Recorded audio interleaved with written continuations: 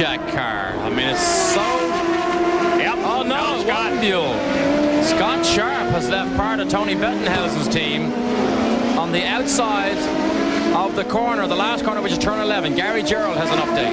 Yeah, Derek, the wing, I believe, came off Scott Sharp's car. We're down here in the Penske pit. We looked up to see a car sideways, and suddenly the wing was flying in the air. It's now against the tire barrier, and as you can see, it's probably just off the groove. I don't know that they'll have to go to local yellow to retrieve it or not. Well, let's take a look at the car if we can again, because did it just fly off in position there? Exactly what happened. Look at Mansell right behind him. Johansson comes screaming past on the inside, as does Goodyear. And look how costly that was for Mansell, because now suddenly having to avoid that rear wing, he loses 2 positions to Johansson and Scott Goodyear. It'll be a frightening moment for Scott Sharp as all that downforce needed in the corner suddenly goes away. Fortunately, it was a low-speed corner. The wing wasn't working that much. It was hard to see whether he actually had contact with somebody. See, you can hear Mansell grab those gears all the way down through the gearbox to 3rd gear. 3rd gear might sound a bit high, but remember they use 6-speed gearboxes here. So 3rd gear, in fact, is like a 1st or a 2nd gear of years past. And of course, these engines pull so well from down low in the rev range, you actually can use a higher gear than you could use, say, 3 or 4 or 5 years ago. Mansell 6 has ground to make up now, but very soon the challenge will come from Bobby Rahal, a 4-time winner on this course, who closes in now just behind Mansell. Here's the view from his car as they went into the last corner. Watch the wing. Now what happened here? He turns in. Oh, I see what happened. Oh, it didn't come off accidentally. That's what it was. Mansell did a rodeo ride up over the top of Scott Sharp's car. Wasn't able to make the pass. Wheels contacted. I wonder, is Mansell's right front suspension now broken? Here it is again. It's under braking for turn 11, the slowest corner on the racetrack. Makes a commitment down the inside. Doesn't get close enough. Scott Sharp turns in, doesn't see Mansell. Up over the top, knocks the rear wing off, loses a couple of positions himself, and sends Scott Sharp back to Tony Bettenhausen for hopefully a spare rear wing, and he can continue. One incredibly lucky man, I would say, Nigel Mansell. That could have flipped the car right through the air. Behind Mark Smith, moves aside, Mark moves to the left, Mansell goes through. I'm looking to see is there any damage on Mansell's car on that right front wing. I don't see anything, so it looks like it was literally just a suspension wheel-to-wheel contact, and we presume nothing is bent. Take a look at this onboard camera. We can study the suspension parts. They all look straight. Now, despite that contact, it looks like he's gotten away with it. I tell you how tough the Lola is. That's right. Tell you how difficult it is to win. The world champion in the Lola struggling to keep pace with these Penskes. And it's amazing how good he's been all through the year on the oval tracks where everybody else thought he might struggle.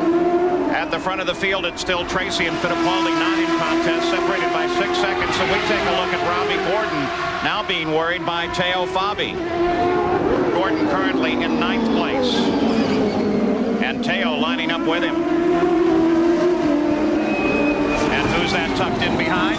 The leader of the race, Paul Tracy, all alone. His nearest competitor, his own teammate, 5 seconds back.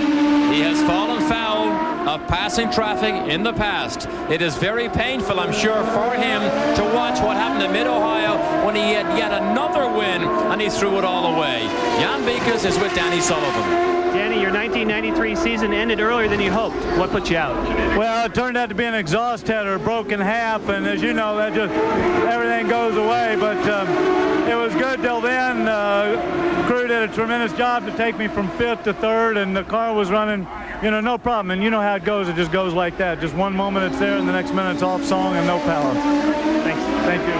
Paul Tracy looking for room. Danny Sullivan's first DNF in 10 races here at Laguna. When Danny says it all goes away when the exhaust header breaks, of course what he means is the turbocharger loses all its boost because it's no longer pressurized, and actually you can set fire to the bodywork of the car if you continue to run with a broken header. Hot exhaust gases pouring out of the opening that was not intended. That can very quickly set a machine on fire. Bobby Gordon continues to motor around the course out of contact now in his fight with Teo Fabi, and Paul Tracy continues to carve his way through the field, lapping almost everyone. Look there, Scott Sharp, new wing on the car. It carries number 16, the other car in the team, that of Stefan Johansson. Very quick replacement of that wing. Gary Gerald? Well, we're very impressed with the way Tony Bettenhausen's second team went to work here. You have to worry about the bolts being stripped and how clean is the post going to be where that ring was torn off, but they made an amazingly fast change. They had to take a spare from Stefan Johansson's car, so keep in mind on the side of that wing it'll say 16, but it's still Scott Sharp in number 33. He's happy to be back out there getting some valuable experience. Yeah, but Gary, the problem may be is it doesn't look like the wing is on particularly straight. It is not on straight. You can clearly see there is something else bent in the mounting of that rear wing. As he goes away from us here, clearly that wing is not on. But however, if it is secure, he will still get downforce from that wing. Enough anyway. Willie T-Ribs finally retiring from this race. No reason given for his retirement. And they keep Scott Sharp out. And on the race course, apparently they just want him to finish now. They're not anticipating coming in and doing anything with that wing. Let's go forward in the field once again. 5th place, Scott Goodyear. Johansson should be just up course from him, then Leyendijk, then Fittipaldi. Goodyear leaves this team at the end of the season. Thought the omen was that he was going to win this race because the last 2 races finished 3rd, finished 2nd. He said he's got to finish 1st here. What a great way it would have been to end this very successful association with Derek Walker, but it may not be. Look at Rahal.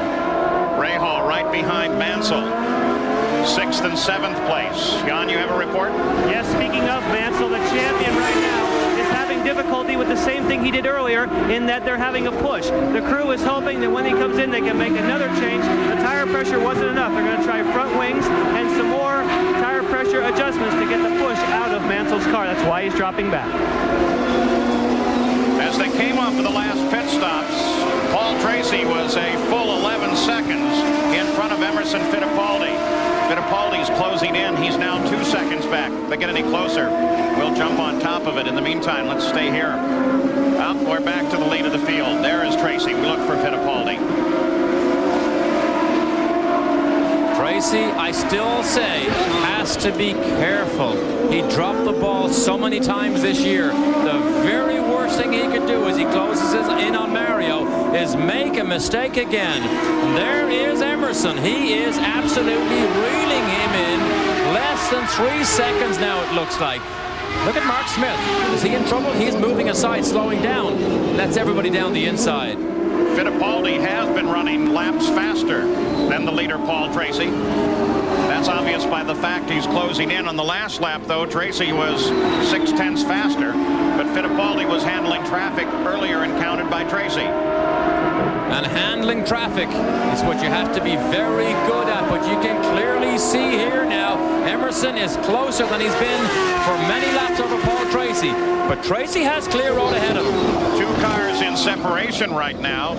That's Fabi, that's Andretti, but they're in their own battle. That's a fight for 9th place. So they're not going to give any ground as Fittipaldi comes up and tries to catch his teammate to battle for the lead. During qualifying, Emerson was 7th fastest with only 4 minutes to go. Came in, made a small, minute change. He liked it and went straight out, and in the very last lap, boom, grabbed the pole away from Paul Tracy. Still that battle between Andretti and Fabi, just behind Paul Tracy, while at the same time, now Emerson Fittipaldi tries to hunt down his own teammate as the Penske team battles within itself for the last race of the season. Arnold Paul by Delco, the official battery of IndyCar racing, the Makita 300. We are now 54 laps deep. There is the chopper with the camera hanging off one side, keeping track especially of the top of the hill. We're keeping track of Tracy and Fittipaldi. They were so close together just a few moments ago, but now with traffic and the battle between Fabi and Mario in between them, Fittipaldi has been forced to drop back just a bit. We're still threatened with a cloud bank not far away from the racetrack, but at the moment, beautiful blue skies over Laguna Seca and clear air. Now, we're looking ahead to some pit stops upcoming. Jan Beekes, what can we expect? Paul, we can expect to see Emerson Fittipaldi first this time instead of Paul Tracy for the Penske team. They have already rolled out the tires. They say that it is a tire situation, not a fuel one. In other words, Emerson felt that his tires went off on that first sequence. He wants fresher tires sooner. He thinks that's going to give an advantage. Lap 56, next time for Emerson. The very next lap will be Tracy. You talk about tires, Jan. Nigel Bennett said the biggest problem with designing an Indy car, he believes the tires are too small for the weight and the horsepower these cars put out. They are under-tired, and it becomes a designer's nightmare sometimes trying to design a car that's faster, knowing that you have to make these tires live. Emerson now is in, and Jan is there. He gets sideways coming in, but he does hit it. He is taking everything he can to cut down the time here in the pits. He pulls off a tearaway. They're changing all 4 tires as normal. We do not see any chassis changes. They're getting ready for the last few drops of fuel, and Emerson Fittipaldi will make his final pit stop in 1993. He's underway in 14.9 seconds, Paul.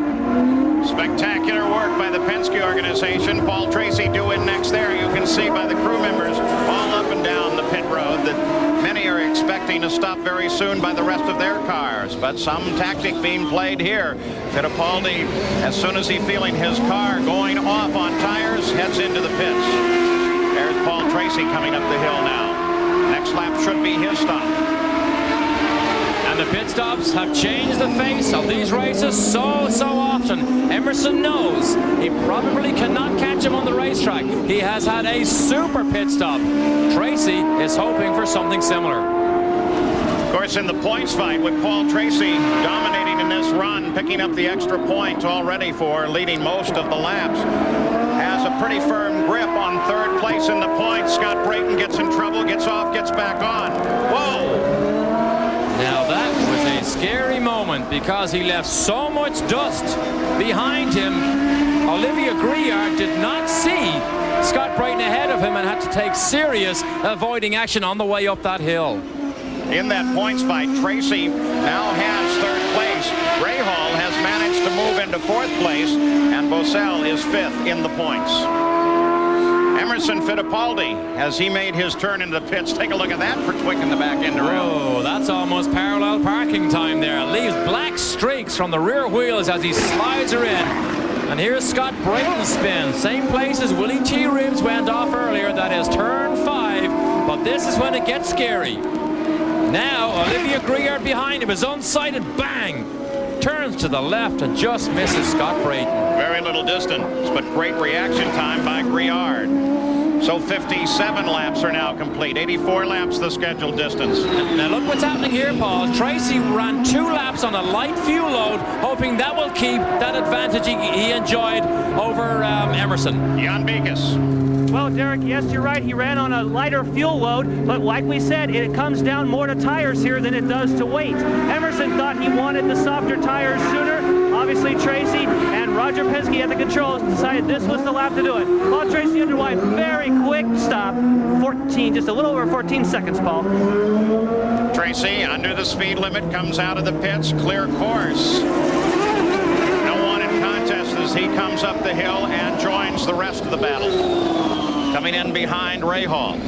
The car I was watching for was Emerson. He obviously did not make up or did not gain a major advantage as Lyondike peels off down into the pit lane, and Gary Gerald is there. Watching with the crew, Arie Luyendyk has never finished at this racetrack better than 6th. He's got a great opportunity in this one today as this crew goes to work. This should be the final Arie Luyendyk pit stop for the Chip Ganassi team. He's looking for a ride next year. He wants to show his skill in this one today. Waiting for the final bit of fuel. No changes on the setup of the race car. 16.8. It wasn't that fast, Paul.